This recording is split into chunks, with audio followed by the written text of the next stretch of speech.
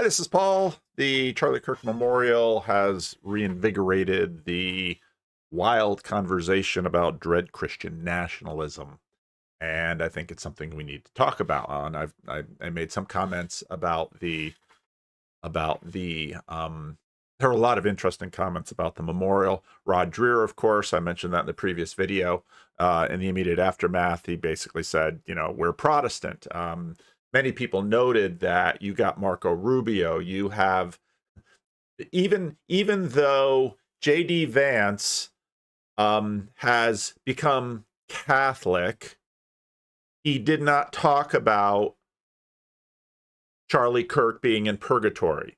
There's no talk about Charlie Kirk being in purgatory. That whatever remainders of the purgation that Charlie Kirk needed to endure, he would be in purgatory for a while. And of course, certain groups acting like sort of an AI witch of Endor have created AI representations of Charlie Kirk speaking to the present, or he's up in heaven, or things like this. Of course, one of the most striking elements of this was Charlie Kirk's widow talking about forgiveness, and the president himself saying, nah, I don't do that. I don't wish the best for my enemies. I want them ground into the dust. And whether, I forget, Megan Bashan was on Twitter saying, oh, he was only joking. And I didn't find too many other people saying, no, he's only joking. But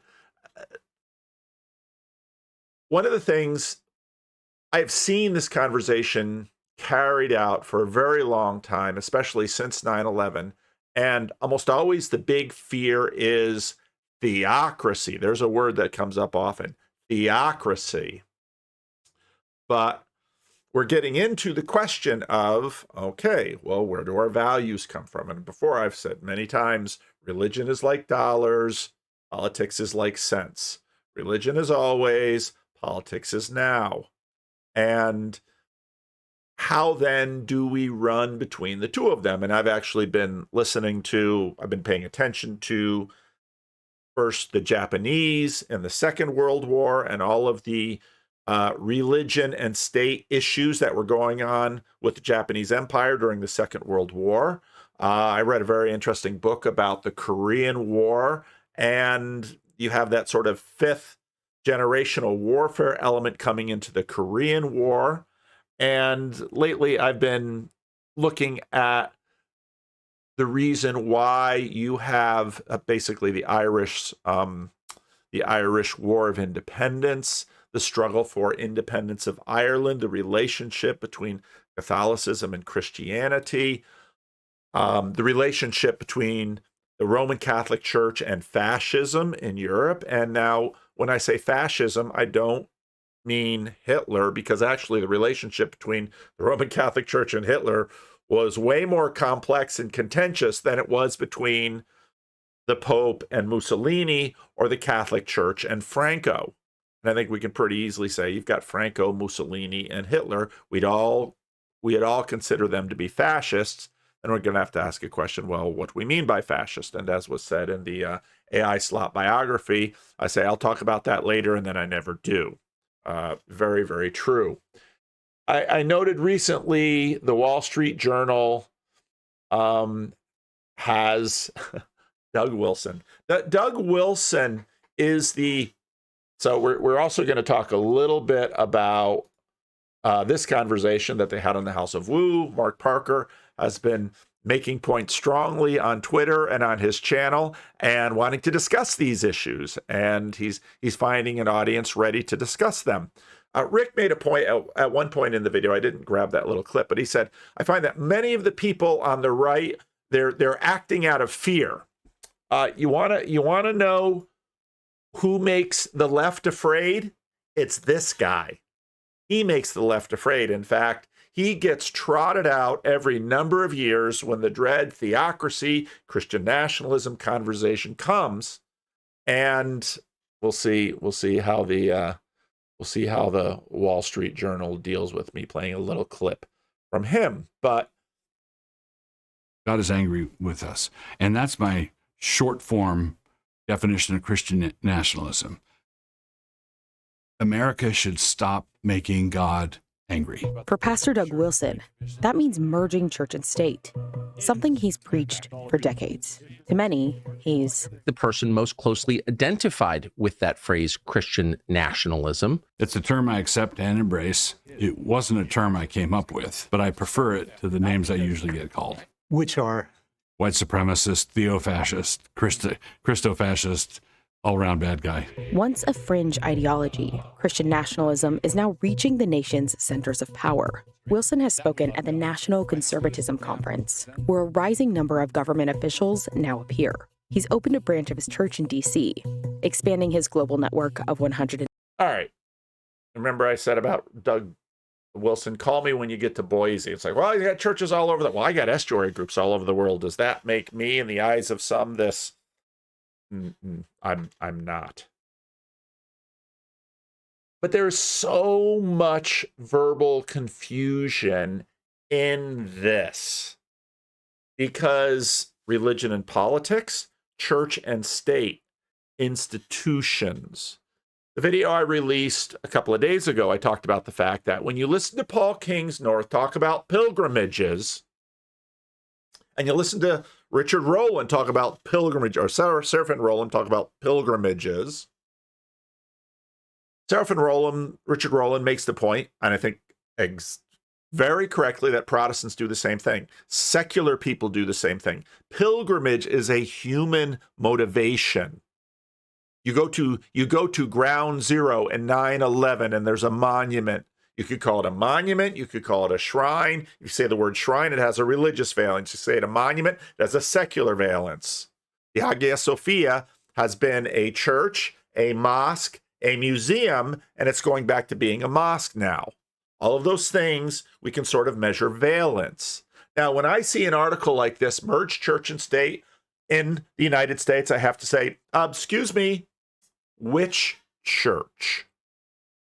Because I would argue that for most of its history, many Americans have thought of the United States as a Christian country and a secular country because of the separation of church and state. And it's a very different thing from what we've seen in Spain, what we've seen in Italy, what we've seen in France. Ireland is a very interesting question because Ireland's interesting political history, although if you say Irish, you think Catholic, and rightly so, but are we talking about institutions? Because during sort of the peak of American church observance during the Cold War, America didn't have a state church. I repeat this again and again and again and again. Church attendance was at its highest point in American history during the Cold War. But there was no American church institution as the official church institution of the United States. There's a national cathedral. You can dig into the history of how that was built and when that was built and why that was built. And if we're going to talk about the post-war consensus, just listen to Roosevelt or Truman and how they talked about God. Was that church and state? Or is that religion and politics? Because they are not the same by any means. Let's see, where should we start? Maybe we'll start with the little. Let's start with, because we're going to have to talk about education. Education is a really important thing. Maybe let's start up with the dust up at the House of Woo. Yes, jump on, Matt C. Jump on. Yeah, Help. yeah. Maybe you can shed light. Yeah, I mean, text is also one of the worst ways to communicate something important. Or like X and Twitter or texting, which I tried with my girlfriend once, who is now my ex-girlfriend because of texting. But I don't want to talk about this, Mark. I've seen you text, so I can imagine how that went. See? Matt C, save the stream. Matt C saves the stream. Am I being unfair to you, Matt? No, I'm grateful that you're interested in my perspective and want to engage with it. Yes, Critically. very much so. But as I did say at the beginning, I'm trying to put out a warning. Don't tag me in Twitter unless you want a problem. A problem? Apart Or at least the full, I said the full Mark D. Parker experience. Otherwise, I leave you alone. All I do is post links all day long. I'm not going to subtweet you. If I'm thinking of you, I want to tag you so you have the courtesy as my friend of knowing I'm thinking about you. Hey Matt C, can you help me understand this, because all of this is just washing over me. So I want to know what demons have plugged your ears, Ron. I don't understand. I thought I've been crystal clear. How are we going to rescue you? Listen, you're going to need prayer. You're going to need to fast a lot. I have been because of COVID. All right. No, I get, and let me stop, because I am now. I will listen to you talk, both of you, because just please, I am interested in understanding. So, who in this? So Matt, you're here. Can you help me understand? I mean, what I'm inviting Mark to appreciate is that he does have a lot of commonality with his nemesis, as you would expect from any nemesis. Christian nationalism is something that I think he believes in, but from a different perspective, as I once did. Growing up in Blue Church as a Democrat, I wanted the state to submit to Christ in regards to the poor, the immigrant, the disenfranchised, the minority, the woman. It was not a good state, and it was, unless it was doing what Jesus commanded, which is Christian nationalism. So I'm not doing that to be glib. I'm not doing it to twist a knife or anything like that. I'm inviting Mark to see that he has a shared project. He's just disagreeing with the direction of those red Christian nationalists. Blue Christian nationalists are on a tug of war with red Christian nationalists. It's just that blue Christian nationalists had the rope for 80 years. That's the problem. People are pulling back. I'm not a Christian nationalist, so I'm not playing the tug of war game. Mark is playing it with an opposing team right now, and the more he sees that, I think the better is. Frankly, I'm pro. You guys know, I'm an early adopter of Mark D. Parker coin. If he sees this, he's going to be better at arguing with his nemesis, because he's going to see that his nemesis is mirrored. He's going to identify with his nemesis, and they will identify with him, and then they can argue as friends, as brothers, instead of as enemies. And both you Christian nationalist types can go walk off into the sunset together and figure out how the state is Israel. Where do you see the nationalism in it? Okay, let me get back out. Now, what Matt C entered into is something that I've been talking about for quite a while, that I often don't call, let's say, the Blue Church Christian national, because actually what they are is Christian imperial. And the reason they're imperial is because this morality, this good, bad, right, and wrong that they desire for the government to enforce, they don't connect it with an institution. They just connect it with universality. And Rick makes this point, right in the moment.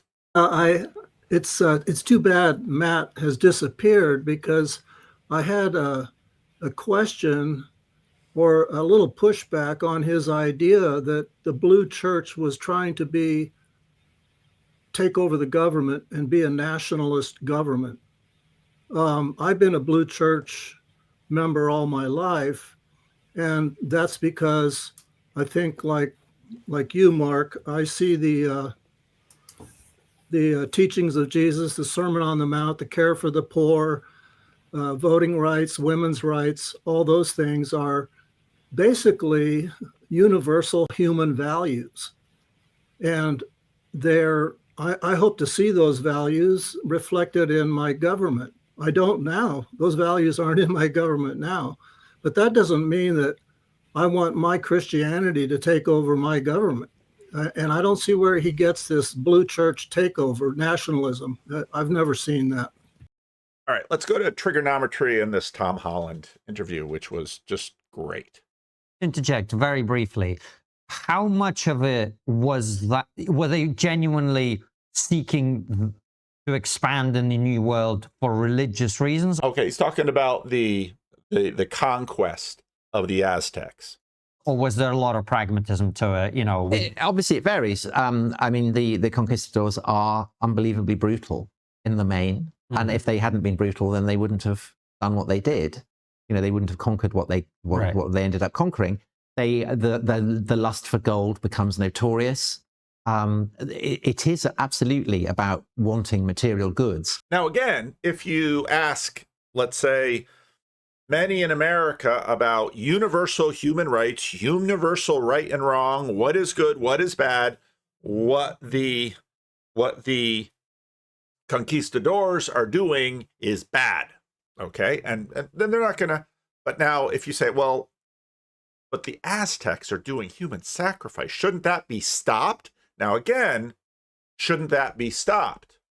If we've got people who have, let's say, institutional human sacrifice on a massive scale, and I mean on a massive scale, and this is happening. Let's imagine that we discovered a new civilization, and they are sacrificing human beings on a massive scale. They're taking slaves. They're doing all of this. And wouldn't there be an outcry that the United States step in with our military power and stop that? I remember when I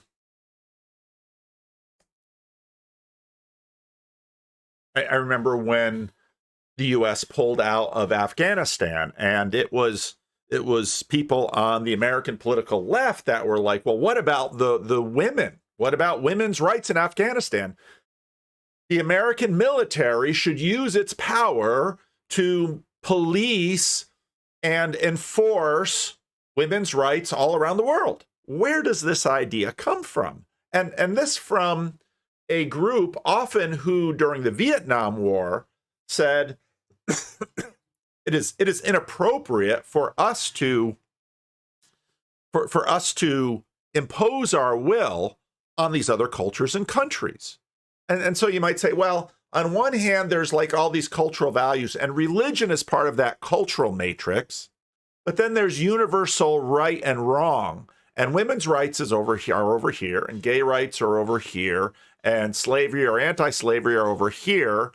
But whether people say prayers to Allah or God, or if they meditate, or if they read the Bible, that's all part of culture.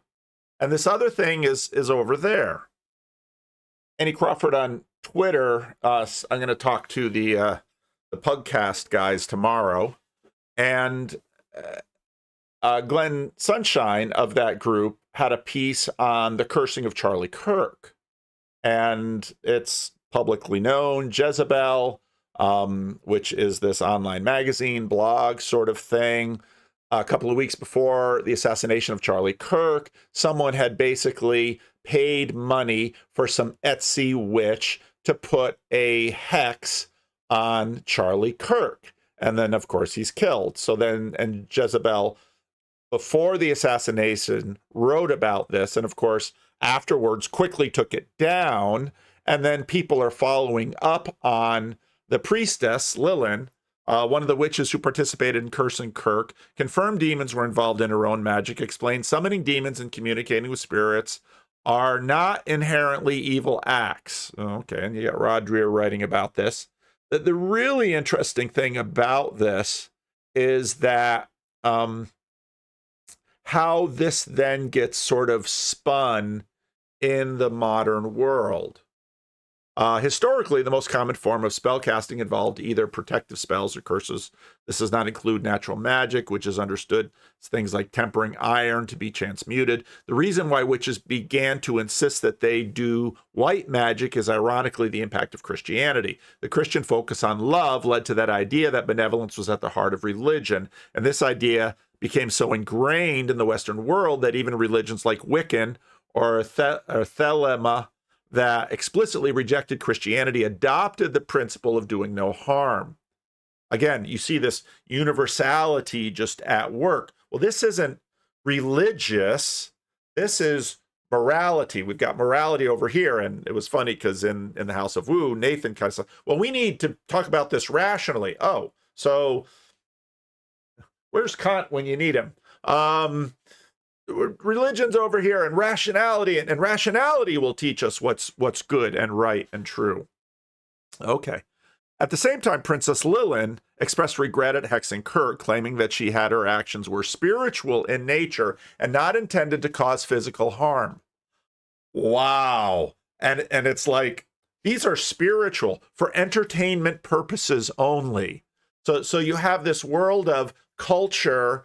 It doesn't really matter. The Aztecs can pursue their religion. The Aztecs can pursue their, they can invoke their gods. They can do what they'd like to but once they start sacrificing humans, well, now they've crossed the line, and now they're into good, bad, right, and wrong. Before, they were into culture and religion. And so Princess Lilin, with laying her hex on Charlie Kirk, well, that was religion and culture and these things over here. That wasn't bad. She added, we regret any distress experienced. And it's so funny because you got a money back guarantee on these hexes that you're doing. Are they supposed to be, again, this is for, no, we're putting hexes on our political enemies for fun. This is for fun. And now he's dead, and it's like, oh my gosh, what are you going to think? Are you going to think it worked? Because what do you tell the rest of the people that pay for you to do it? Oh, so if it's a good thing, then it worked, and if it's a bad thing, then this is for entertainment purposes only. We regret any distress experience. What we do is done on an impartial perspective and this is a great one, on a professional level. Talk about the machine. On a professional level. What do you mean by that? You mean like let's see, a doctor is a professional, a lawyer is a professional, a prostitute is a professional. I mean, a soldier is a professional. I mean, they derive their authority and their rules and their standards. Is there an accrediting organization for your little shop on Etsy? We respect the widow's feelings. Oh, feelings. We respect her feelings. I mean, it's just like, we respect her feelings. We respect her feelings and welcome the private conversation to address her concerns. What exactly would this entail? And I mean, what's so ironic is that it is exactly this kind of language that someone like Charlie Kirk loved to walk into and explode, because it's just so completely explodable. And likely this woman is going to keep a low profile for a while, but at some point, somebody on YouTube or someplace is going to get her on a channel and get her talk. It's all pretty live, but where does this stuff come from? But to imagine that the desire to win souls for Christ is simply cynical window dressing is that's a very anachronistic take. Mm-hmm. There are absolutely people who, and of course, I could go back to Jordan Hall's, this evangelism. And when Tom Holland says win souls for Christ, he's sort of grabbing, for many people, as they hear that, a particular evangelical register. Now, of course, Catholics have the same idea. And Orthodox will have a similar idea. But this will actually get into, Richard Beck just had a good Substack on sort of an assertion that when you read all the church fathers, there's a, so the Protestants are known sort of for their judicial approach to atonement, penal substitutionary atonement, or just substitutionary atonement. I don't know why I added the penal on the front, but substitutionary atonement. It's a very juridical image in there. But again, if you read, due to the he's saying, actually, it's an argument similar to Brett Sokold, who was on the channel a long time ago, who wrote his book about transfiguration, that you have these assumptions beneath the waterline that we call philosophical because they're about the only people really trying to map them and bring them up in detail. But you have these assumptions about metaphysics, some of which is more participatory and some of which is more modernist. In this post, let me turn to another effect of our metaphysical loss, how Protestantism became a juridical faith. Again, due to the participatory metaphysics that held sway for the first millennium of the church, salvation was understood as theosis and divine union. And I would argue that, and Beck knows this, it still is for Protestants. It's just these images of how we move towards God have changed. This vision of mystical return emphasizes sanctification, purification, divinization. And again, if you listen to Charlie Kirk Memorial, nobody's putting him in purgatory.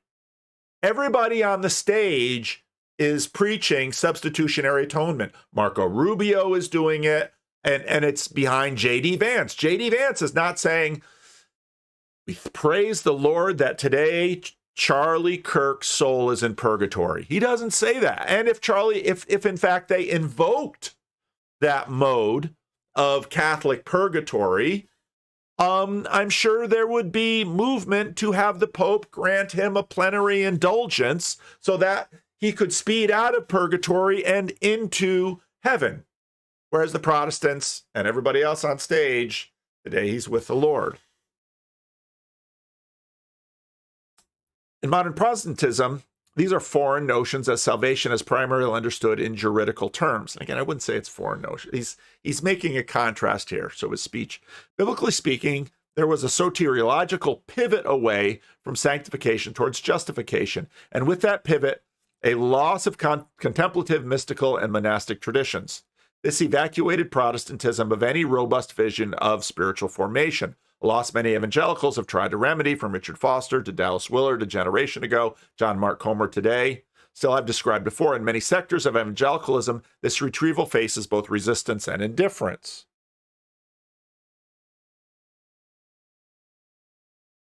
And I'll put the link below. So these things are moving underneath the surface. And see, again, I think that's a helpful frame to bring to the fore, because it holds things in stark contrast. But when the conquistadors were finding the Native Americans, they, a lot of debate about, do they have a soul? Are they like us? Again, it was sort of like going to another planet for them. But where's the conversation with respect, can they too be saved? Well, what does that mean? So very quickly already, and Tom Holland has written about these issues, they go far before the Protestant Reformation. What does it mean for an Aztec to be saved? For an Aztec to be saved, do they have to give up human sacrifice? Can an Aztec be at Can an Aztec be at peace with God and hold slaves? When we say, can an Aztec do that? And then we say, can a Methodist living in Georgia before the American Civil War? So what do you mean? Is salvation something that's, I've preached about this a lot, is it something that's realized here in the seculum? Or is it something that we anticipate in the age to come? Is it both?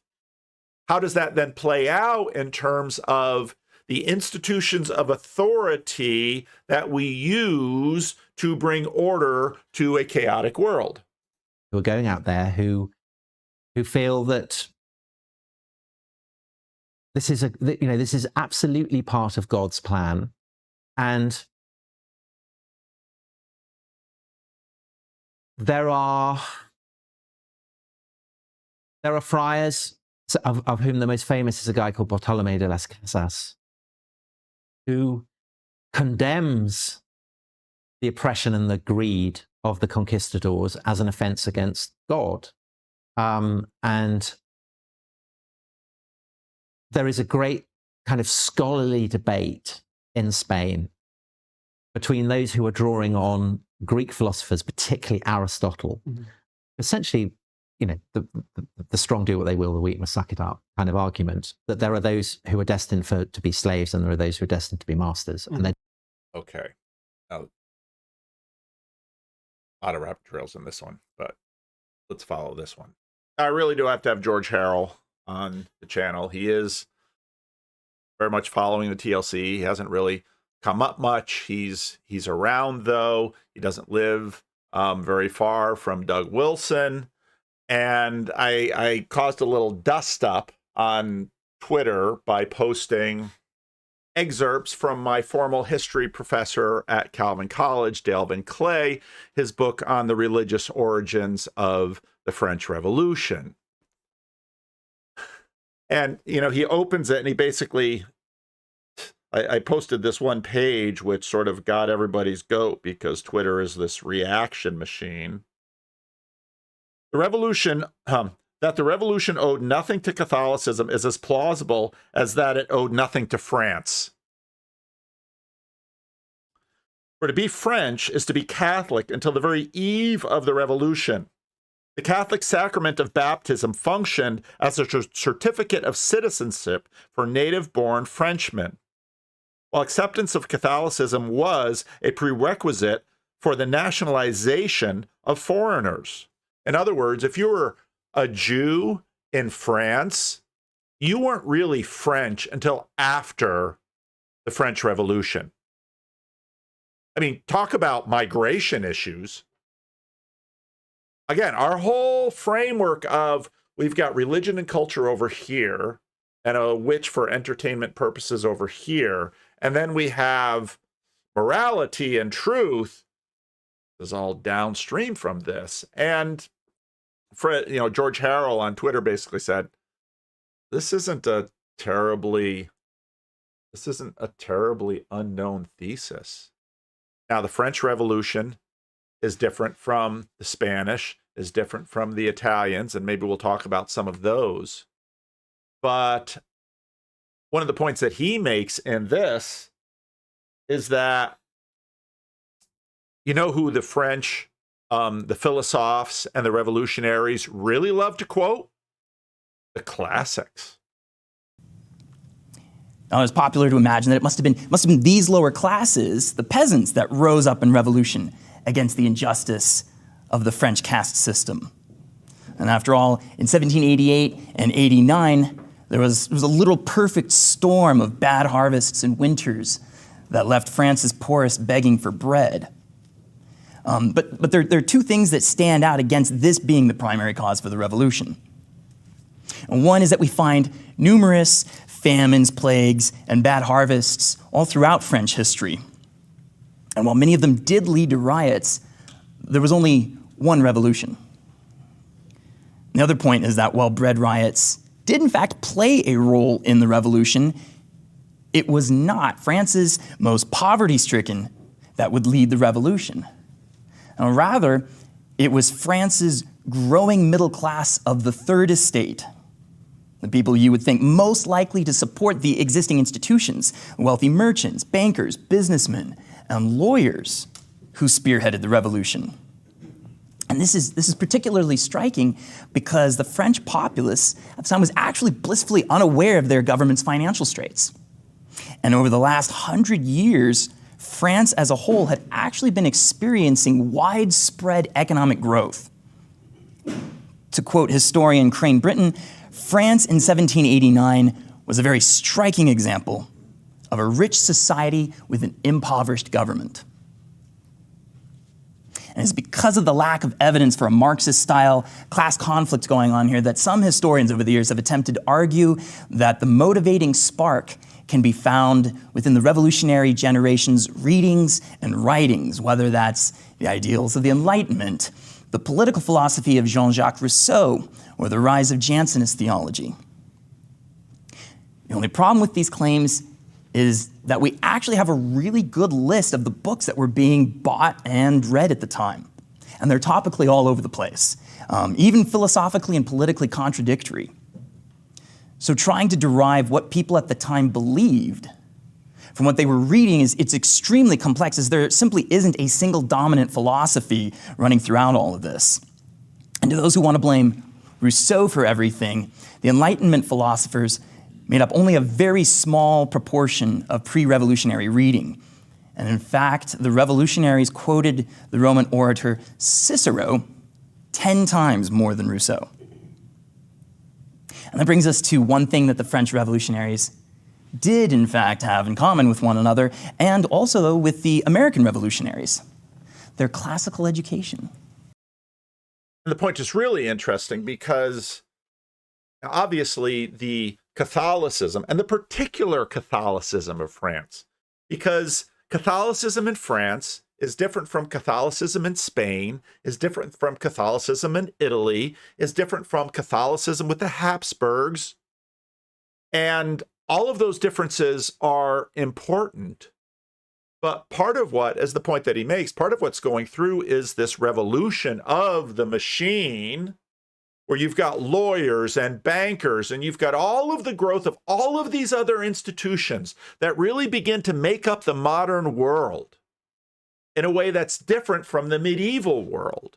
The medieval world is much more of a seamless whole in some ways, but as you have the three estates, only three, and they're the nobility, the clergy, and everyone else. Now suddenly you've got bankers and lawyers and professionals who are different from laborers.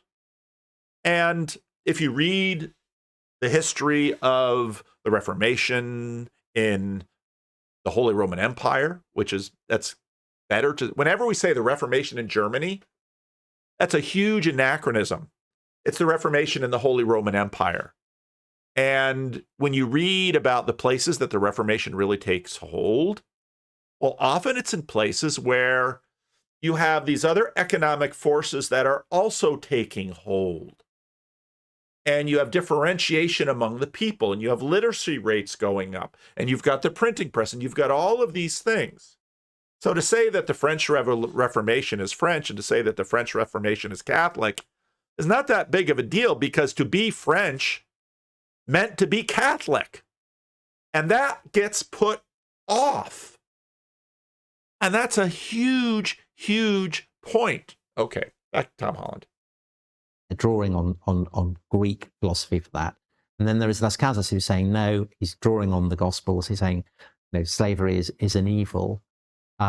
These are people who are as worthy of respect as anyone else who has been won for Christ. They must be won for Christ. And again, I'm not trying to slam classical education, but Tom Holland is a product of classical education. And Tom Holland's thesis from the book Dominion comes out of a close study of classical education, of looking at how the Greeks treated their slaves, of what Greek democracy was, and how the polis served the god, and what religion was and wasn't. He's like, yeah, the world has changed. And it was Jesus that changed it. And you can see there the beginnings of kind of ideas that will feed ultimately into kind of notions of international law. And that's a Catholic perspective. The British obviously are Protestant. Okay, so he said international law, put a pin in that. We said this is a Catholic perspective. And this is a Spanish Catholic and a Portuguese Catholic perspective in the New World, how they're processing all of this. And of course, you can't in California history, it's so funny, California history, because California, this the state that has a culture the way it is, but in fourth grade, all the students have to study the missions, the Catholic missions that went up the coast, and it's like, and it's getting increasingly difficult to say, how do we talk about these missions? And therefore, they bring a slightly different perspective. One perspective is that the Spanish are evil. So what they call the Black Legend, the idea that the Spanish are uniquely appalling, which is often they're drawing on Las Casas and other Spanish writers like him to kind of condemn the Spanish. I mean, it's very much kind of Protestant black propaganda, I think. But the British have their own route to deciding that slavery is wrong. It's as Christian as the Spanish one, but it's distinctively Protestant. And what you have with the kind of radical form of Protestantism that develops in England in the Civil War and then the Commonwealth and its aftermath is this notion that the Spirit descends on you and enables you to read Scripture in the way that it's meant to be properly understood. So the simple words on the page, this is inadequate to properly understand it. You have to have the Spirit. You have to have been granted grace. Now, Tom is speaking in huge generalizations here, but what he's talking about is, let's say, a relationship between abolitionism and these awakenings that happen in American culture. And so you can look at, one of the things he'll connect it with is Quakerism, which will, Quakerism is quietism. And so you sit quietly. You don't have a preacher prepare a sermon to give. That's what the Puritans and Protestants are doing. You sit in church and then the Spirit sort of speaks through someone to the whole congregation. By the Spirit, by God. And when you do that, then you can see what it properly means.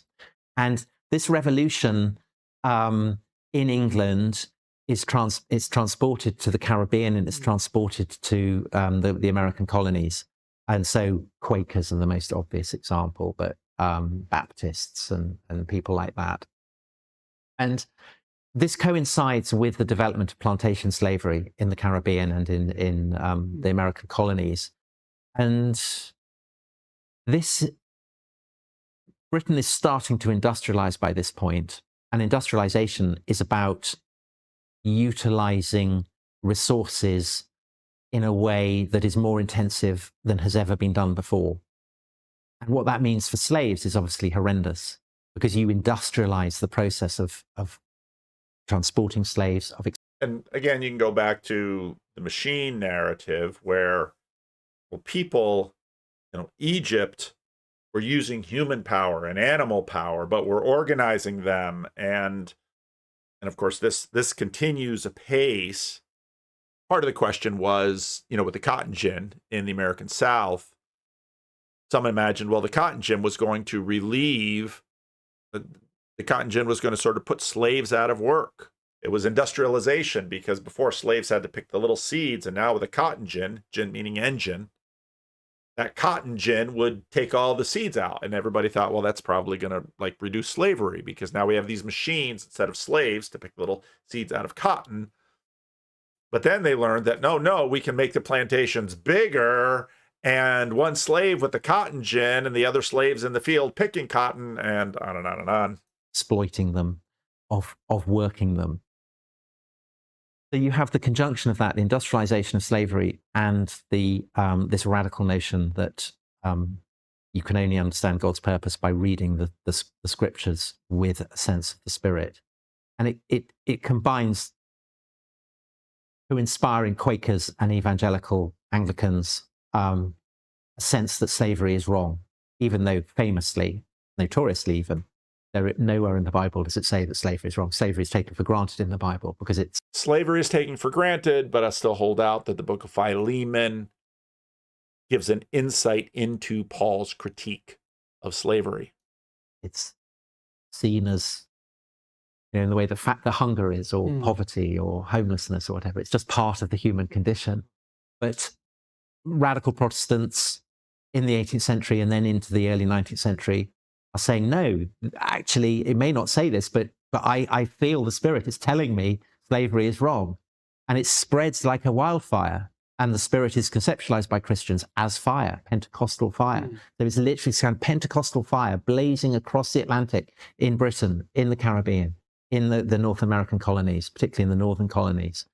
And it inspires the first great activist movement in Britain. You have people writing to their MPs. You have demonstrations going through the streets of London. Now remember, in Russia, so you've got Catholic land, you've got Orthodox land, you've got Protestant land, and part of the valence between these groups, part of the reasons that you hate Catholics is because they're Spain and France and you're English. And part of the reason the Irish are attracted to Catholicism is because they're against the British. And part of the reason you're getting a revival in the conservative is because you're against the left. And so, I mean, and this is not new. When I came to this church, there was someone who was at this church. And he was at this church because of Amway, because Van Andel and DeVos grew up in the Christian Reformed Church, and they founded Amway, and they were political conservatives, and they were very active. And so this person got into Amway and was making good money in Amway. Called a pyramid scheme. He called it multi-level marketing, but he's making all this money. And so he goes to one of these big Amway shindigs and talks to DeVos or Van Andel, and they said, well, you should go to a church. What kind of church should I go to? Go to a Christian Reformed church. So he went to the Christian Reformed church here in Sacramento. And then, they're a lovely family. They were lovely people. And then one day, I've told this story before, one day he said to me, Pastor, I really have to talk to you about something. I thought, boy, something must be wrong. Is the marriage falling apart? Is a kid in trouble? So, well, I can only meet early in the morning because he's a hardworking guy. He had his job and had his Amway, had all these things, and he's working hard. So I'll meet you early in the morning at church. So I don't know, met him here early at church. I'm getting to church. I'm thinking, oh gosh, what's the problem? Did you ever think of, basically it amounted to, did you ever think of a side hustle? Because, you know how much I made, obviously. Being a pastor of this church isn't going to make you, financially that secure. Yeah. So you really should have another source of income. Okay. Amway. Thanks. And demanding the abolition of slavery. And it becomes so unignorable for the government that in 1814, Napoleon has been defeated and sent off to Elba. This is Congress in Vienna to redraw the map of Europe. And Lord Castlereagh, the Foreign Secretary, has to go to Vienna and basically says, guys, I'm really sorry, but I've got all these guys who are, people in London who are holding street demonstrations and things. We've got to sort this out. We've got to abolish the slave trade. And this carries on even, through Waterloo and the second defeat of Napoleon. And the Protestant tradition that Castlereagh is representing is obviously means nothing to the Catholic powers, to the French, to the Spanish, to the Portuguese. So they draw on those traditions that Las Casas had been articulating. So Catholic traditions, and it gets blended with the Protestant traditions. And so also do the radical traditions of the Revolution, the French Revolution, and of the radicalism of that. Because the French Revolution had abolished slavery in the Caribbean, and then Napoleon had brought it back in. So so essentially it's a pooling of these three traditions, all of which are bred of the marrow of Christian Europe, the Protestant, the Catholic, and the kind of the Enlightenment tradition, if you want to call it that. And this is what gives birth essentially to the concept of international law, the idea that there are. So, what does that mean? It's too bad Matt has disappeared, because I had a question or a little pushback on his idea that the Blue Church was trying to take over the government and be a nationalist government.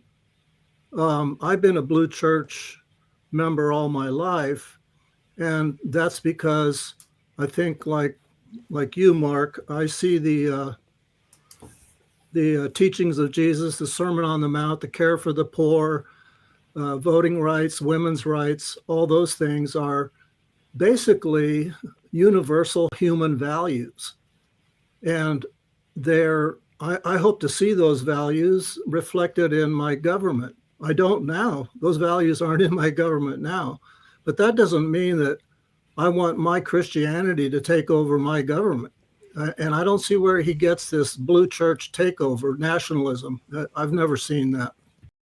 So basically, when Rick expresses those values, that is a product of all of that inheritance, this product of a rules-based society, a product of international law. And part of how this comes from, you have the problem that, well, is that a Catholic thing or a Protestant thing? And so, again, going back to the Protestant Reformation, you have this big blowout. And then now we're going to have, again, philosophers. Well, what are philosophers? We've got Rene Descartes. Suddenly, if you look at the history of philosophy, it's like you have all these ancient Greeks, and then you have all these church people. You have all of these church fathers and priests and all these. And then suddenly, in the Enlightenment period, we have philosophy again, and it's not religion. Religion's over here. This is philosophy, where this is about what everything is universal, okay? Not that culture and religious and entertainment purposes and hexes and all those things. This is the realm, this is the public sphere. This is the realm in which we operate. And it's not religious. Principles that transcend religious doctrine, so that a Protestant and a Catholic can equally accept the dictates of international law.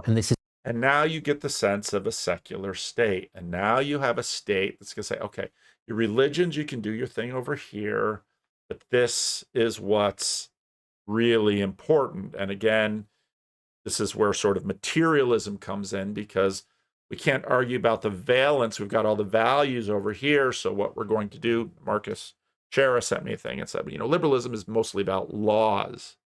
That's important, but it's also important to think about, you need a conceptualization of laws. And liberalism comes into the fore with ideas of laws of nature. And then you're going to have to get an idea of what do we mean by nature? Because you have religion over here and you have naturalism over there. And you can be a Hindu or a Buddhist or a Protestant or a Quaker or a Catholic or an Orthodox, but the laws of nature are what are governing us. And this is this big split world that we're now in the middle of, watching those divisions start to break down. That's what everything we've been talking about over the last 8 years is all about. It's what enables British ships, when they are patrolling the Atlantic, that gives them the legal right to stop Portuguese or Spanish slave ships and arrest those who are doing it and, say, put them on the coast of Cuba and try them under international law. And it also provides a rubric for what then happens in the 19th century when the British start to go on the attack against the Muslim slave trade, because, of course, Muslims have very different sanctions for slavery. And so the process by which Muslim powers come to accept that slavery is an evil kind of requires them to accept the primacy of international law, which is a massive, massive deal for Muslims because they have a framework of law that derives supposedly from God. So it's much trickier for them than it is for Christians, because Christians don't have that notion of a God-given corpus of laws that have come from God. Again, Tom speaking with painting with huge brushstrokes, because of course within Christianity there's all kinds of conversation with respect to what do you do with the law of Moses? How do you regard the law of Moses? Even in Protestantism, you have the Lutherans and you have Calvin's third use of the law. But essentially, that is the framework of international law that governs, upholds the notions of human rights and so on to this day. Tom, and postmodernity sort of comes along and says, basically what I'm probably doing with some of you is giving you a postmodern pill. And at some point, someone's going to say, well, actually, what allowed the British to enforce international law when the Muslims didn't recognize your law is force, is might. When you were talking about the fact that it was a religious movement that spread like wildfire that helped to eradicate, well, for the British Empire to stop using slaves and to eradicate slavery in the empire, it made me think, and I'm only going to touch on it briefly, with the way that the woke movement talked about slavery and how we were the beneficiary of slavery, which to a certain extent we are. But the way they talked about it was in the form. If you look at if you can find the Touchstone lectures, Richard Rowland begins with the 1619 Project, and he makes the point that it just isn't getting traction. And in many ways, Richard Rowland is sort of you get to the postmodern, then you get beyond postmodern, and you sort of have kind of an evolutionary argument. And that's what we've seen with Jordan Peterson, and we've seen with others, where the 1619 Project just isn't going to go anywhere because it's wrong. It doesn't mean that slavery isn't an enormous sin and an enormous issue in American history, but it's actually not big enough to explain everything that happens in American history. Of original sin. Yes. We are born into this sin, and we are never going to be washed clean, and it is an indelible stain on our reputation and fundamentally our souls as well. Well, so I think what happens is that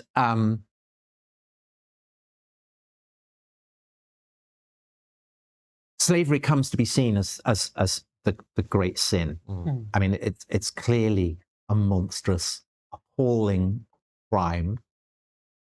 But we judge that by Christian standards. We accept it as an appalling crime because we have bought into the assumptions of Las Casas or the Quakers. And this is exactly Matt C's point, that if the United States suddenly just said, hey, let's go back to slavery, okay? We're not going to be racist about it, but if you get into debt far enough, you're allowed to sell yourself and or your family for a certain amount of price, whatever, we can have brokers out there, and you can sell yourself for a certain number of years of service to your debtors, which are probably corporations.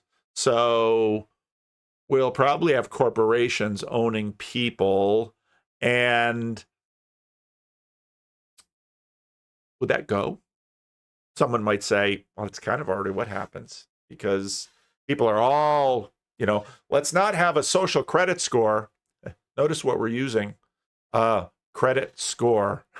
We already have credit scores on people. And if you have gotten yourself in debt, then you can't get yourself further in debt. Now, one of the important things that happens in America is there are no debtors' prisons. And so that way America is really anti-slavery. But you are limited if you are in debt. Or whatever. It's if you look at the entirety of global history, it's not in any way a moral given.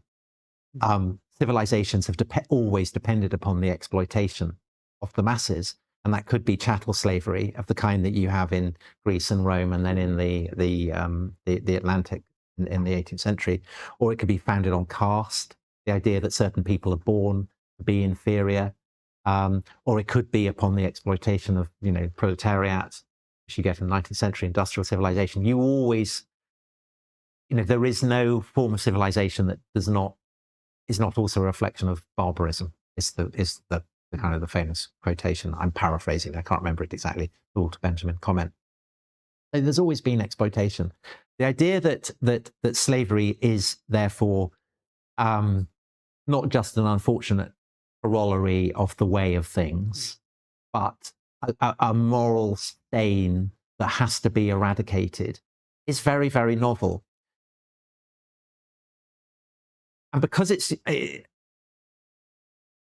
happened in a uniquely horrible form in the Atlantic, and because it was Christians who drove that, to a degree it contaminated, I think, the kind of Christian record in the eyes of people who were themselves absolutely saturated with Christian assumptions.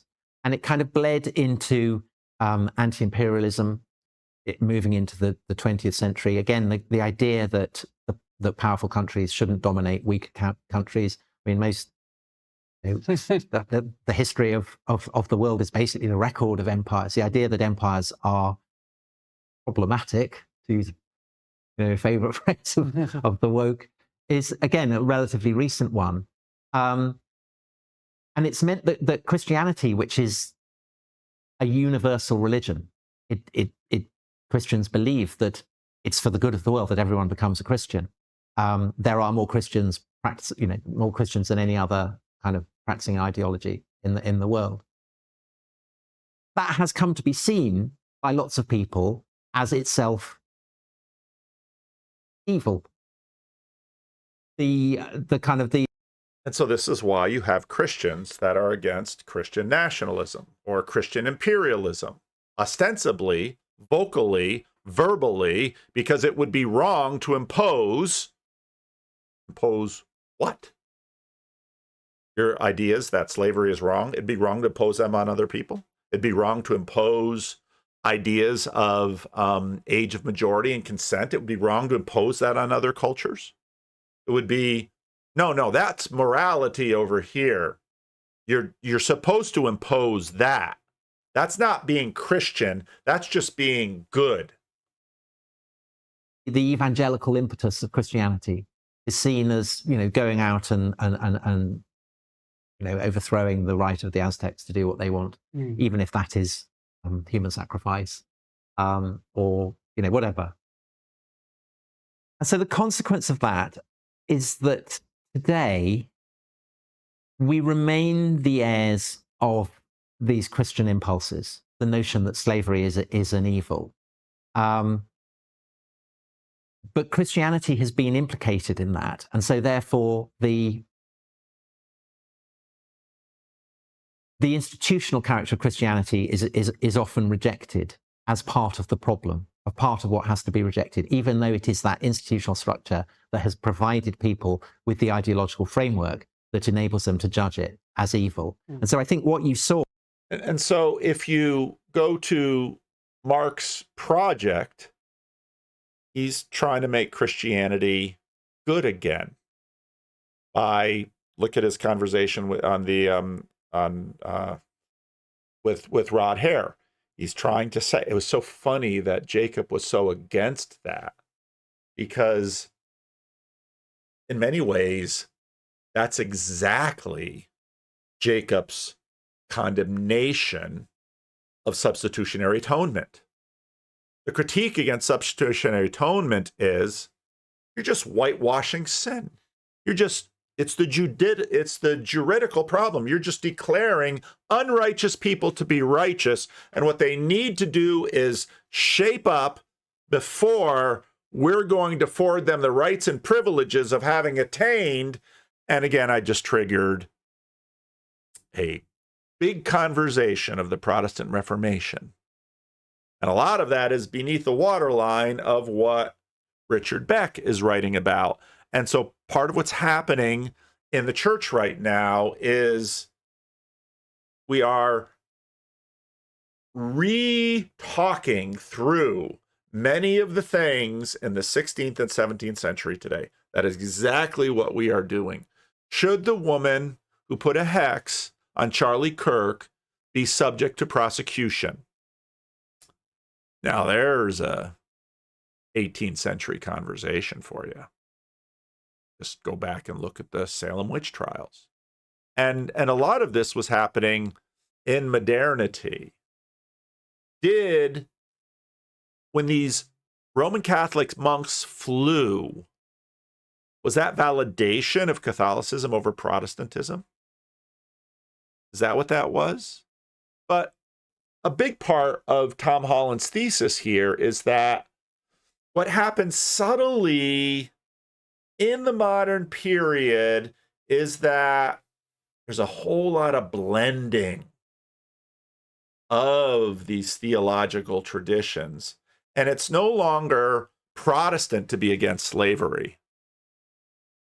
Protestants, Catholics, and Orthodox, they're all against slavery. In fact, being against slavery is universal, isn't it? Or in 2020 and its aftermath was a deeply Christian movement. I mean, something that the Quakers in the 18th century would have recognized. The kind of the line of descent from the activism of Quakers in the 18th century is very, very clear. That's what they're doing. But because they have jettisoned the Christian scripture, the Christian practice, the Christian self-identification that had provided structure for the Quakers and the early activists, they essentially have to construct their own traditions. And so that's why you had all the toppling of statues, which is kind of very Protestant thing to do, toppling idols, taking the knee, people, offering themselves up as penitentials, white people. It's very, very, these are very, very Christian forms of practice. It's just that they have been divorced from the institutional framework that gave them birth. And so how they've been divorced from the institutional framework that has given them birth. So when Doug Wilson talks about Christian nationalism, is he talking, okay, tell me, Doug Wilson, which church is going to be the state church? Are you going to try to get a constitutional amendment passed? You know the name, you know that God is not in the U.S. Constitution. And it's not in the U.S. Constitution for a reason. So are you going to let, we'll just pick up where the 1950s left off, or we're going to have the Episcopalians in charge? And some people say they're already in charge. Or are you going to have, because the Secretary of War goes to Doug Wilson's church, therefore the American church is whatever church the President of the United States goes to. Norman Vincent Peale? See, we've had this weird situation where, all right, Donald Trump. Does Donald Trump go to church? What's the church Donald Trump is probably most associated? Either you've got Paula White and her thing, or you've got Norman Vincent Peale, which actually makes a lot of sense, which is actually Reformed Church in America. It is a deep irony that the church closest affiliated with Donald Trump is Reformed Church in America. So when Donald Trump is president, the Reformed Church in America, Norman Vincent Peale is going to be the church of the country. And when Joe Biden is president, then we'll all be Catholic. And when Barack Obama is president, then we all go to a black church. And when George W. Bush is president, then his father was Episcopalian, but George W. Bush had that walk with Billy Graham down the beach when he had to clean up his act and not be so much of a playboy. And Ronald Reagan, church. Jimmy Carter, Southern Baptist. Bill Clinton, Southern Baptist. A lot of those mid-century presidents, FDR, Episcopalian. Eisenhower.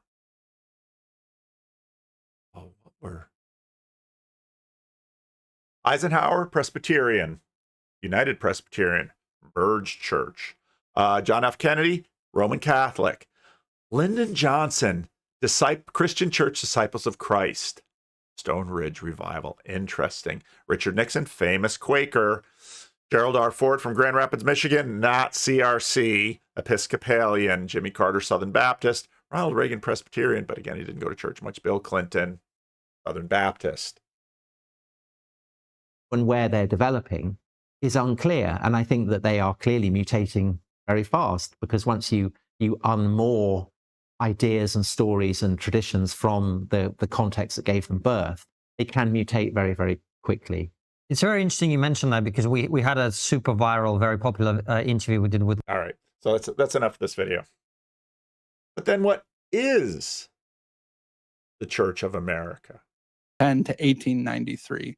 Obviously, it's got Jewish and Christian Western roots that go back for a long time, and there are big updates and changes that happened in the Protestant Reformation that are very relevant.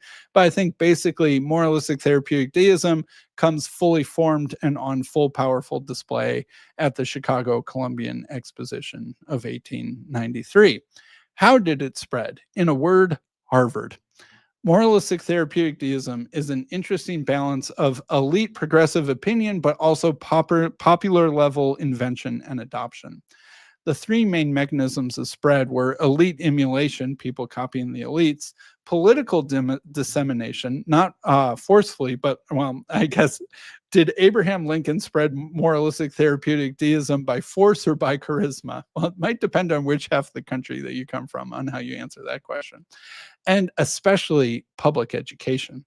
One key characteristic of moralistic therapeutic deism is it doesn't obviously appear as a religion, right? That's why Christian Smith is like, what is this thing? It's not a religion. There's all these religious traditions. This thing isn't a religious tradition. But because it's not recognized as a religious tradition, it can escape the anti-establishment clause of the Constitution, which says that, government can't perpetuate a single religion. This means that Emerson and his ideas can be taught in public school without the same level of scrutiny as traditional religions, and apply that to all these other ideas. And I think you're starting to see my point. It's also the language which America describes and understands its own history. It's the grammar of America's universal history as we talk about it and remember it to ourselves. And really, like I said, Harvard's influence and domination of the education system at the university level, but also Harvard's university's influence on education and the philosophy and training that teachers receive, and how that then propagates down to public education at all levels. I think that just simply can't be overstated.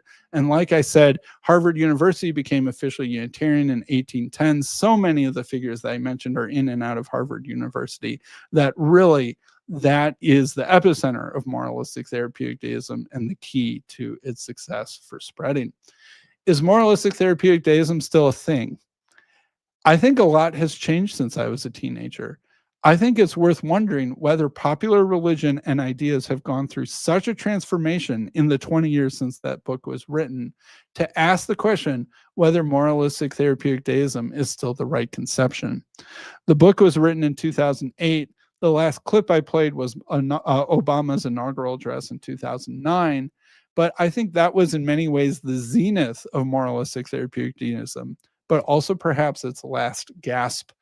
Obama ended all of his speeches, "May God bless you, may God bless the United States of America." Could you imagine a future president, say Alexandria Ocasio-Cortez, ending her speeches that way? I don't think so. I'll make a part 2 to this video about what has happened since, and perhaps even where I think things might be going in the future. America doesn't have a state church, but if you look at that little picture of Harvard right there, what does it look like to you? Like a New England Unitarian church. That's what it looks like. And, Sam, part of the reason I, really wanted Sam to flesh out some of these ideas is because if you're learning English in high school, you're going to read On Golden Pond. You're going to read Thoreau. You're going to read Emerson. You're going to read the New England Transcendentals. And you're probably going to have a lot of ideas that are moralistic therapeutic deists. But I think Sam is also right that this stuff has been moving. And of course it would be moving. But this is an old thing. So Again, I've been looking at Irish history, and Irish history is really interesting. The Rest is History now they don't have the Bloody Sunday episode on YouTube, but it's kind of nice to get the video in when they go around and do these. And I've been really enjoying their series on Irish independence. And what's so interesting, I didn't know hardly any of this history. So basically, for a long time, in some ways, Ireland was a very early and special colony of the English. And they, this long history, and there's lots of resources out there of that history. And then as tensions rise, you have religious tensions between Protestant and Catholic. This is way before the Troubles. And then you've got this question of home rule, which is, well, first of all, it's can the Irish send delegates to Parliament? Now, remember, in the United States, in terms of our history of independence, no taxation without representation. The Crown and the Parliament. And remember, the American rebels were in favor of the Crown longer than they were of the English Parliament. It wasn't until the end that they really turned on the king. But no members, no delegates, no ministers of Parliament from the colonies in Westminster. So, well, what if we let the Irish in, and then it takes long, and then you get some Irish coming in, and then what if the Irish have their own home rule? But then there's the First World War getting in, and then you have this wild sort of attempt to co-opt the Germans in 1916 for the Easter Rising, and that falls apart. And it's such an interesting history because that Easter Rising and then the way that the British sort of try to suppress that Irish nationalism evokes a rebellion of sorts. And then when they actually do the elections for home rule, now the Ulster, the Northern Ireland, they were against home rule. They said, no, we want to be ruled by London because we don't want to be clumped into, and they have all the history of this. And then violence starts to creep in after the First World War. And, if you listen to it, it's just naked political violence. They are just assassinating people. They are shooting at soldiers. They are killing people in their beds. And this Bloody Sunday is, kind of the culmination of this. But then a Canadian, wrote this thesis that said this was really a sectarian issue. And I mentioned in the previous video that if you read sort of this Declaration of Independence from 1916, from the Easter Rising, they wanted a republic, and they wanted religious freedom, and they wanted, religion was over here. And the one scholar said, this is sort of the last time in British politics that religion was actually an element. Now, again, because what we've seen for the last 50 years in America is all this anxiety about evangelicals being a religious presence. And of course, they don't talk about mainline being a religious presence. And that's part of the reason why Matt C. comes on and says, no, this is just blue and red coded, just left and right coded. But this question of what's happening in Ireland, was this violent sectarian? And he says to say, sometimes they were assassinating Protestants. The first violence that kicks it off, it's actually two Catholic Irish police who are killed when these guys want to steal some explosives that were heading to be used in a quarry, and the Catholics get killed. And then there's all this pressure for Catholics to no longer work for the crown. And so a lot of the Catholic Ireland history, do they have his name in here? Paul Rouse, that's it. So then he has to deal with this question. Right. The sense was that that Peter Hart had kind of used interviews in a way, however, that were not accurate, and that he had invented interviews with people who were dead. Now, I think that's subsequently been proven not to be the case, but that argument still continues. The second point is a much more important point, and that is the point that he used language to describe what happened in West Cork or in the Bandon Valley in a really loose way, in a way to be provocative, not almost. He used language around ethnic cleansing in some of the stuff that he wrote and stuff like that. And it was very much of the time of the Balkans and Rwanda. And you can see how this happened. And it is also the work of a historian who's trying to make his name in a field. And you can see it when you do a PhD and you turn it into a book, that you can get lured into a use of language. And he got stuff entirely wrong, in my view. And he did, not entirely, but he significantly walked back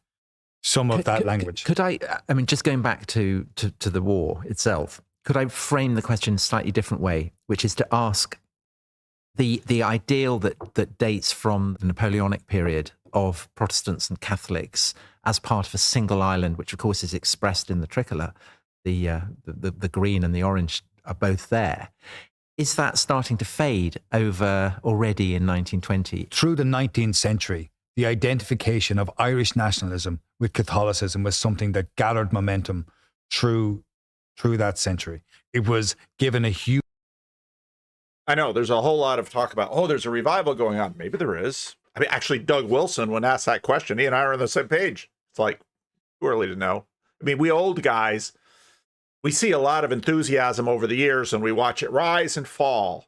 And so, well, if, Charlie Kirk is gunned down and you're in some ways sympathetic with, in a very low resolution, to his political positions, and he goes to church, well, then maybe I go to church too. Churches, America reaches peak church attendance during the Cold War. Why? Anti-communist. Godless communist. We put "In God We Trust" on our money during the Cold War. Why? They're going up and down together. Huge amount of momentum by Daniel O'Connell and his campaigns in the 1820s and onwards.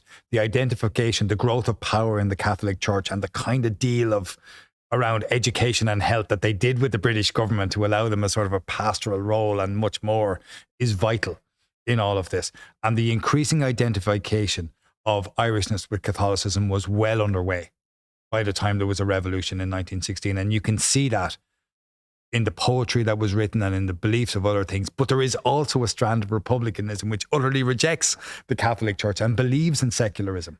And is that starting to go into shade in this period? It is well into shade at that period as the nationalist movement expanded, particularly before 1919. Right. So just as we move towards the end of the episode, let's remind ourselves that we are... So, republicanism. I tweeted some of this stuff today, and Andy Crawford is like, were the fascists, did the fascists really promote church, priests, in education? Yes. Yes. What's the point? In dealing with the Pope, Mussolini continued his well-calibrated mix of pressure and reward as fascist bands continued to attack local Popular Party leaders. Now, the Popular Party, we're talking about Italy in the 1920s. It's about the same time as the Irish War of Independence. So you got this Irish War of Independence that's like, we want a republic. And in Italy, you've got the Pope trying to get back what had been lost a few decades before with Italian unification. It's going opposite ways at the same time. And, we're having these conversations in the United States, and it's like, this is all part of the modern period. How we're trying to figure out how these things are supposed to go together. So the Popular Party was when you had Italian unification and you had a monarchy with a parliament. At first, the Catholics were like, we're not going to participate. And then at some point it was like, well, what if we had our own political party? That was the popular party. And so the Vatican was sort of supporting the popular party and promoting the popular party as the Catholic party in Italy. Now, Mussolini, you have this very weak king who basically lets Mussolini bully his way into there, and now the Catholics have a problem. And so one of the things they do is they sacrifice the popular party to Mussolini so that, well, Mussolini cast himself as the only person able to control these overzealous fascists. So one of the things that Mussolini did was sort of like a mob boss. You know, I'd hate for something to happen to your shop there. And it's actually the mob boss who's saying, unless you pay me protection, my goons are going to come and destroy your shop. That's basically what Mussolini is running. At the same time, he showered the church with cash and privileges. He pushed through a new law allowing police to fire any editor whose newspaper belittled either the Pope or the Catholic Church. Donald Trump wishes he had this kind of power. He bowed to the Vatican's request that only books approved by the Church be used to teach religion in the schools. Doug Wilson wishes he had this power. He agreed to close down gambling halls. He provided state recognition to the Catholic University of Milan, announced his opposition to divorce, and moved to save the Bank of Rome, closely tied to the Vatican, which was on the verge of bankruptcy. The Vatican seems to always be going bankrupt. Crucifixes were back in the country's classrooms, and church holidays were added to the civil calendar. He came up with generous gifts to rebuild churches that had been damaged during the war. The list went on and on. As the Pope was well aware, the support Mussolini was getting from the church in return was priceless. So this was awesome for Mussolini. And he figured this out. Mussolini was not a Christian man. Mussolini hated priests. He didn't like any of this stuff, but it was like political expediency. Religion and politics, they can really go together well. And if it's going to be in Italy, it's going to be the Catholic Church.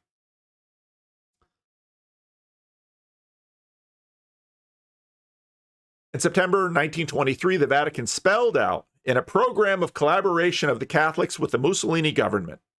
Mussolini had come to realize, the document reported, that he would be better off if he were not so dependent on the fascists who had brought him to power. So again, all right, let's turn the volume down on the thuggery because we've got a much more powerful ally here. They were an undisciplined lot whom he could not fully control. He needed a new mass of support, and this could best be provided by Catholics, for they were accustomed to top-down rule. True, some in the church hierarchy had initially been skeptical about him, but they now had to confess that they had been wrong. They had to admit that no Italian government, perhaps no government in the world, would have in a single year been able to do so much in favor of the Catholic religion. Now again, people are setting their hair on fire in front of about Donald Trump. Is Donald Trump trying any of this stuff? You might say he wants to. He probably does. He stands up there with his Bible. But if Donald Trump, he'd have a problem because, okay, Donald Trump's going to bring the church back. Which church? Is he going to put bishops in charge of local school boards? I mean, America is so tiered. Again, Donald Trump, what does he do? He wants to get rid of the Department of Education. If he was really a theocrat, he would pick a church, I guess the Reformed Church in America, Norman Vincent Peale, the power of positive thinking, and put those people, except you can't really find those people. He would need a big enough church. Is he going to put Southern Baptists in charge? Is he going to put Paula White Pentecostals in charge? Is he going to put... It's not going to go in America. Because in America, it tends to be these other bodies that are governing the people. They're not institutions. True, some in the church hierarchy had initially been skeptical of him, but now they had to confess, they had been wrong.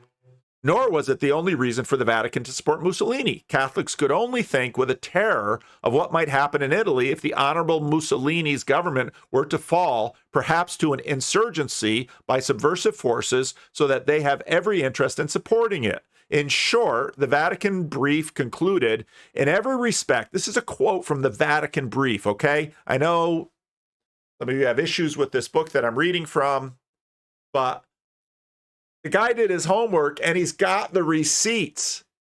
In every respect, the Constitution by Catholics of mass support for the Honorable Mussolini's government seems to be the most dependable and reassuring combination imaginable in Italy. Now we can switch over to Spain. What happens in the Spanish Civil War? Republicans begin to take control. And the general, Franco, and a lot of the people with him don't like it. So they fight a civil war.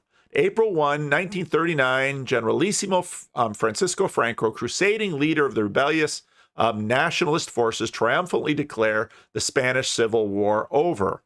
The Catholic Church was the institution that most benefited from Franco's victory. Its hierarchy had blessed the nationalist uprising as a crusade and justified the war to the world as an armed plebiscite. And so, well, how did that go?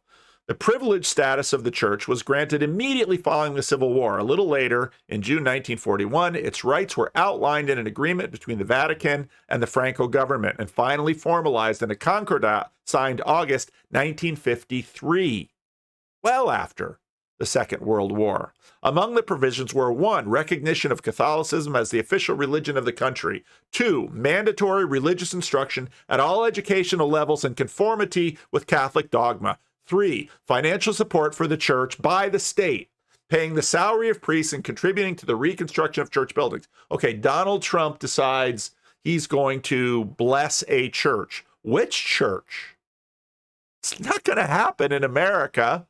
I say that to everybody who's afraid of Donald Trump and those who are afraid of Doug Wilson. It's not going to happen in America. In America, the relationships, it's too big, it's too pluralistic.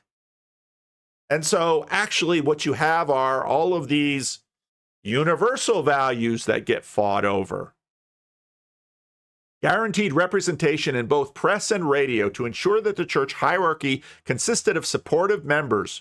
Franco was granted the right to participate in the selection of bishops. The Concordat remained in effect until December 1979, a year following the implementation of a new democratic constitution whose provisions rendered the Concordat anachronistic. Why? They had religious freedom.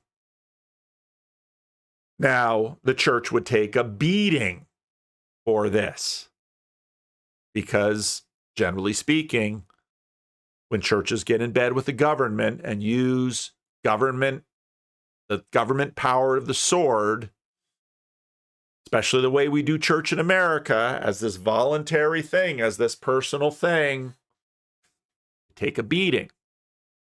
Part of the reason, ironically, in America, where there's no real federal state support of the church, churches flourish of many different kinds.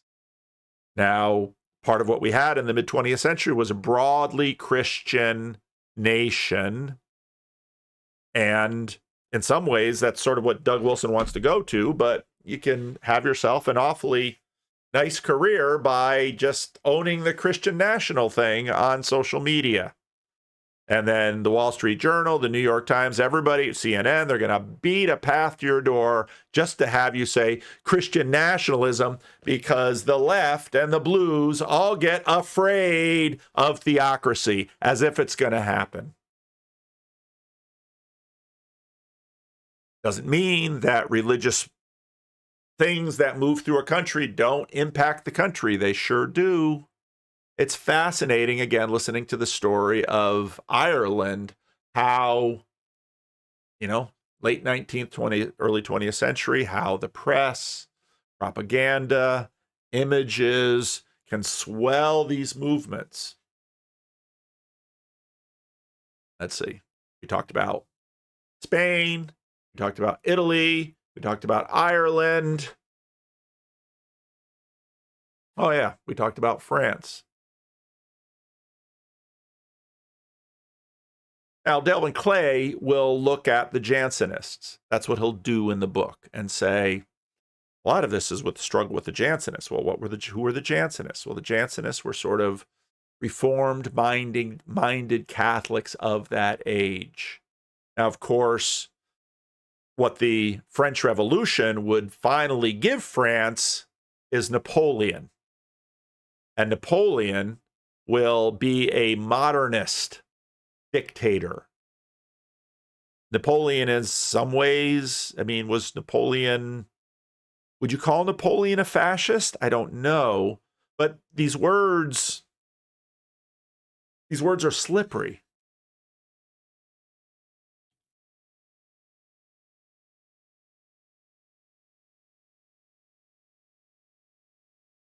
I'm really looking forward to Sam's next video, because America is in no danger of, well, in some ways, part of what happened in America was because there was no particular church that America could sort of say is its church. It kind of made its own. And Robert Bella in the 1960s started talking about civil religion. And this very much gets into the universal history that Richard Rowland talks about, because Abraham Lincoln died on Good Friday. And so if we have the post-war consensus, the previous big war before that was the American Civil War, which rearranged the religion of America in a massive way. And it's really interesting listening to Tom Holland talk about, after sort of the first big Napoleonic War, you have the this meeting in Vienna where they redraw the map of Europe. And then after the First World War, the Irish nationalists want to get, they're trying to work politically to get into Versailles to have a seat at that table, because part of what happens at the end of the First World War is they're beginning the process of dismantling the colonies, and Ireland wants independence. Now, when I've traveled to Ireland, there's no border when you drive from Northern Ireland to Southern Ireland or the rest of Ireland. What does it mean? What does it mean to be religious now? How much does that actually impact what you do every day? I want to affirm all that you have said, maybe put it a little differently in another way. I define education very briefly as the formation of the soul, the formation of the human soul, the development, the maturing of the human soul into its designed telos, its true capacity, which, as you say, is to be in right relationship with God, made in the image of God. What is a human soul? What is a human? It's an embodied soul made in the image of God for participation in the life of God. I mean, if that is what a human is, and that is what we're made for, and so education is the raising up of a child into that calling, then of course this is the central battleground of the war, because the war is over the human soul. The war is not left and right? The war is between the created good and the evil that would destroy it. And so, of course, education is at the center of this battleground we find ourselves in. And then, unfortunately, then how the state and the market play into that is tricky and complicated. And I agree, Jordan, with what you're saying, is that the state has no interest or role, market has no interest and role, as they are currently structured, construed, imagined. I think there was a time, and I think this is a big question we wrestle with in many domains, the relationship between the religious and the political, between the commons and the political. You think back to the classical Greeks, the nature of the polis, for Aristotle, as he's thinking through his politics, the polis, the government is integral with the community, with the commons. But we live in a modern frame where the state and the market have been pulled away from the proper order of human relationships and become some kind of other thing. Some Putting these things back together. Again, I talked a little bit about the history of the Christian Reformed Church and its day school movement, which is the Christian school started by the Christian Reformed Church might outlive the church. Possibility. The rise of homeschooling. These fragmentations. But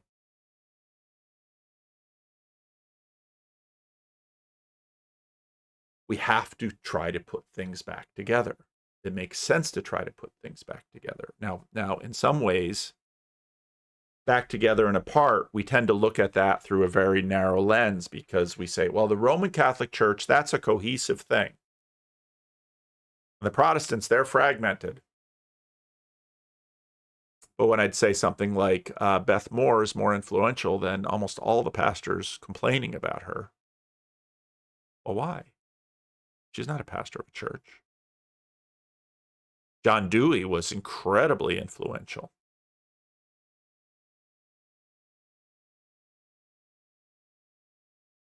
See why this stuff is hard. Leave a comment. I'm sure you'll have some.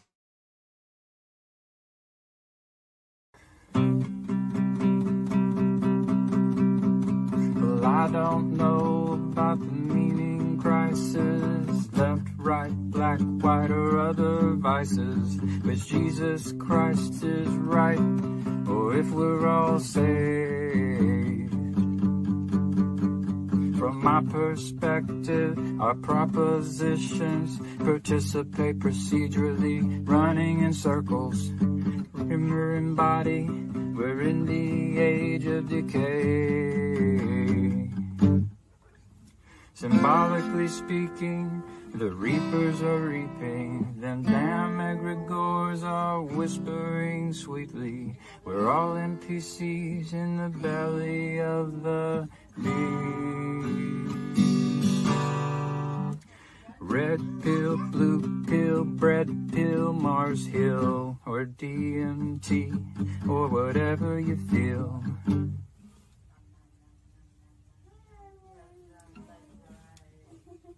Got one and number two, it's all the same damn thing. So clean your room, repent on Zoom, ontology for dummies, a bird's eye view. 'Cause if you really knew, could you really even say? Totally depraved, all totally saved, a total disposition from the bed we all made. Or is it the elect, or are we just insane? From John Vervaeke to Jonathan Pajot and Jordan Peterson to the Chris Pacou Show, Paul Vanderklays and Griswold Grimm and all the dice he shakes. This estuary ditty is a little bit cringy, ain't quite the U-shaped or the hero's journey. All the NPCs in the flood treading water to watch you save the day with a bunch of chitter-chatter. From the ortho bros to the Catholic Joes, or atheistic Jobs, to Protestant folks, the Joe Schmoes, and Jewish Jacobs, and everything in between. So love the Lord your God with all your heart and soul, with all your mind and your fingers and toes, all your neighbors too, as if they were your own. So love the Lord your God with all your heart and soul, and with all your mind and your fingers and toes. All your neighbors too, as if they were your own.